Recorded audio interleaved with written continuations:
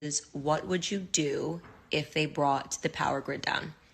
And by they, I mean if the government purposefully brought the power grid down. And I'm not asking that question for fun. I'm asking that question because the World Economic Forum is predicting that a cyber pandemic, you can look this up, they've been running exercises about it this year, is inevitable.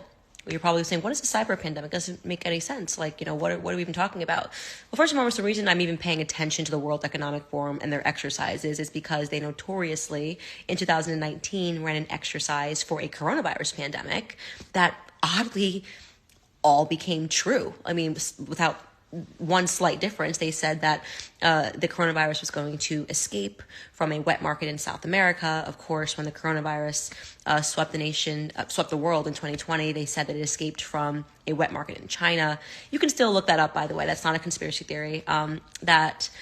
They simulated that coronavirus pandemic. It was the World Economic Forum in collaboration with the Bill and Melinda Gates Foundation, in collaboration with Johns Hopkins University. And the website is still up, and they say, a coronavirus pandemic is inevitable. And then boom, it happened the very next year. So people say it's a conspiracy theory to believe that they knew that the coronavirus pandemic was going to happen. You don't have to believe it was a conspiracy theory, or you can believe it wasn't a conspiracy theory. It's up to you. I don't really care.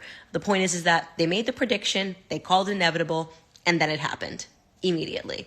So for me personally, that signals to me that I should probably pay attention the next time the World Economic Forum makes a prediction and calls it inevitable. And lo and behold, they are predicting that a coronavirus pandemic, a cyber pandemic, is going to happen, and that it is once again inevitable. So if you look into the exercise that they have run this year, I believe they ran it in July.